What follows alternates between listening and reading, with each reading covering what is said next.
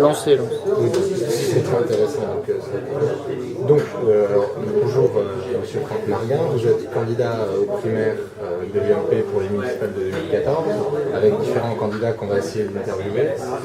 Déjà, est-ce que vous pouvez vous présenter en quelques mots auprès des lecteurs de Noir? Alors, je suis tout d'abord le candidat qui a un pied dans la vie d'entreprise, puisque je suis directeur dans une grande banque internationale, et un candidat qui a un pied dans la vie politique, parce que je suis à la fois conseiller régional Île-de-France, UMP, et vice-président du Parti chrétien-démocrate. Donc j'ai entre guillemets une double casquette qui me permet d'être à la fois pragmatique dans la vie des affaires et donc dans la gestion de municipalité, et à la fois j'ai une bonne connaissance des rouages des collectivités publiques qui me permettra d'assurer la gestion de la municipalité.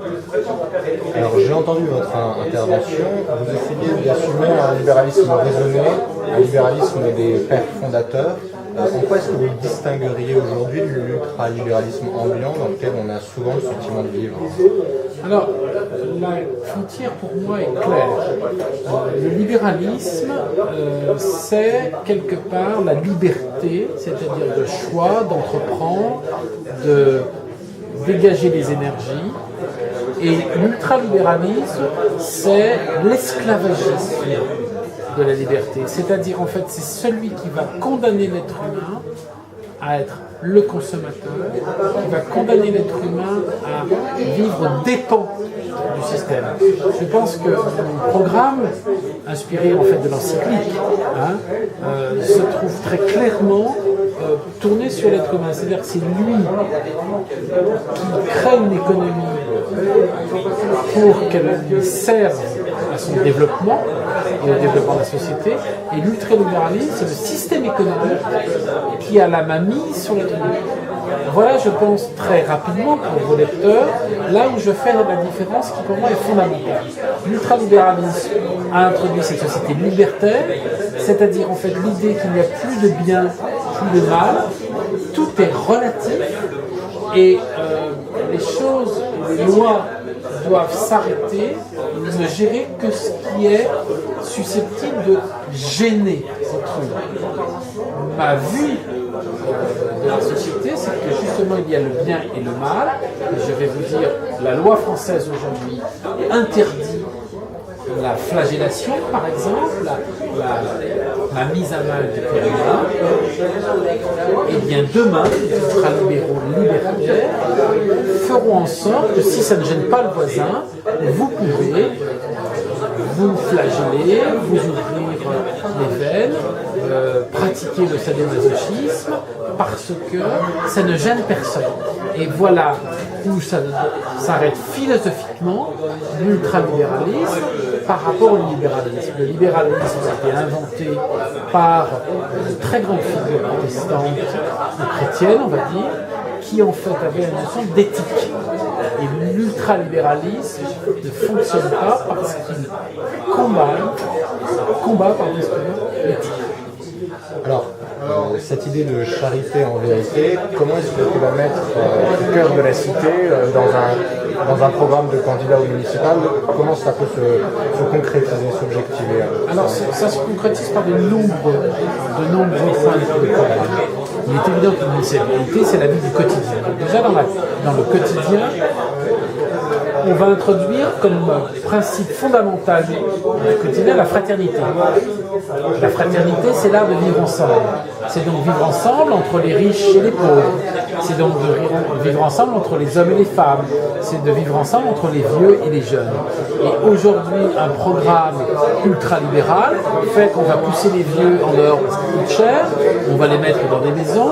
Les jeunes, il n'en faut pas trop parce que ça consomme et c'est tout le syndrome de l'homme prédateur, de l'écologie moderne qui fait qu'aujourd'hui on peut plus vivre ensemble.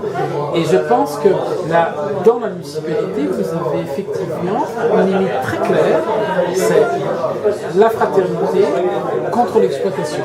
C'est ce que vous avez entendu, le programme du logement social, réservé en priorité aux familles, c'est la création de la richesse, réservée en priorité aux entreprises créatrices d'emplois, aux petites entreprises, aux structures qui créent le lien social, c'est l'amélioration du quotidien par les espaces de vie, les espaces de rencontre, le fait que les gens puissent se parler entre eux, vivre ensemble.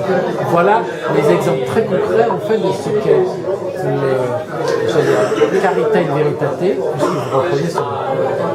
Alors, on a entendu beaucoup parler au cours de ce débat sur la loi Taubira d'écologie humaine. Vous pourrez très bien axer votre propos avec une prolongation là-dessus. Est-ce que vous pouvez nous donner moins les ressorts politiques que les ressorts fondamentaux, en tant qu'homme politique raisonné, mais aussi en tant que croyant, à motiver votre opposition à la loi Taubira? Alors, dans votre question, il y a deux questions. Il y a l'écologie humaine et la motivation de la loi Taubira. Alors, je vais répondre d'abord sur la loi Taubira. Il est évident que la loi Taubira porte en elle une anomalie très importante qui est rédhibitoire, c'est le fait de prétendre que le genre sexuel n'existe pas. Aujourd'hui, je dis le genre sexuel existe, un homme est un homme, une femme est une femme, et les enfants sont des enfants qui sont issus en fait d'un homme et d'une femme. Il se trouve que la famille aujourd'hui sociale est existante, elle est encore plus nombreuse qu'elle n'était autrefois, que la famille biologique a tendance à être on va dire, remise en cause, challengée par la famille sociale. Ce sont les problèmes des divorces, des familles monoparentales, et donc on en vient sur le problème des familles de parents de même sexe.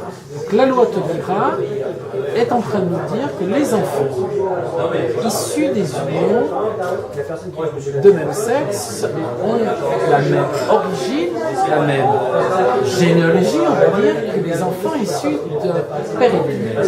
Quel mensonge! Mais quel mensonge!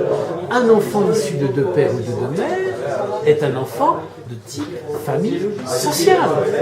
Je ne conteste pas ni le droit de vivre, ni le droit d'être élevé. Je conteste simplement le fait que l'on nous ment, que c'est une loi qui est une mauvaise loi.